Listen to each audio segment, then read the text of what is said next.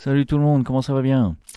Alors, la question que tout le monde se pose, la coïncidence entre les jours de repos non travaillés du fait de la répartition des 35 heures sur 4 jours, dans ce cas-là c'est sur 4 jours, et des jours fériés n'ouvre pas droit à repos supplémentaire ou à indemnisation. Donc c'est pas la question, c'est la réponse à la question. Lorsque les jours de repos tombent sur des jours fériés.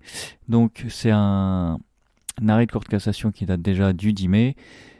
Pour comprendre la situation par contre, dans cet exemple-là, la DHT, la durée hebdomadaire de travail, est de 35 heures.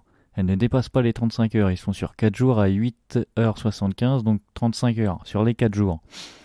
Donc les jours non travaillés sont des jours de repos au-delà des 35 heures.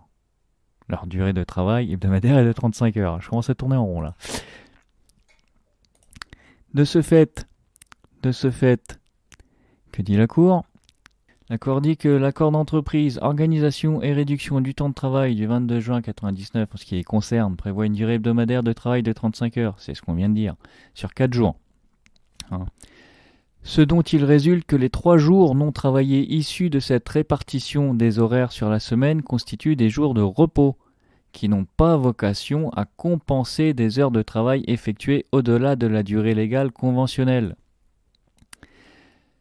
De sorte que la coïncidence entre ces jours et des jours fériés n'ouvre droit ni à repos supplémentaire, ni à indemnité compensatrice.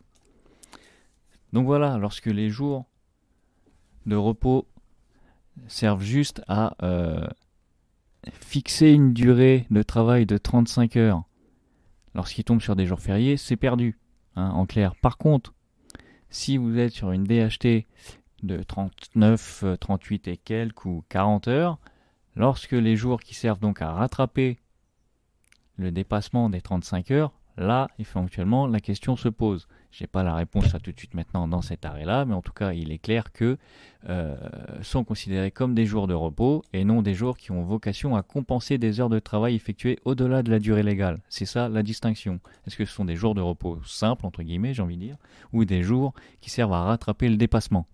Et dans ce cas-là, si c'est des jours de repos simples, les jours ils sont perdus, quand ils tombent sur des jours fériés. Si c'est des jours qui servent à compenser, la réponse n'est pas claire et nette dans cet arrêt-là, mais par opposition, si ce sont des jours qui servent à rattraper, à compenser les dépassements, normalement, ils devraient pouvoir être rattrapés lorsqu'ils tombent sur des jours fériés. Mais voilà, ça va pas aller de soi dans toutes les boîtes. Ça risque d'être un petit peu compliqué quand même si la Cour a dit. Donc bah écoute, voilà, je te laisse là-dessus et je te dis à plus. Allez, ciao ciao.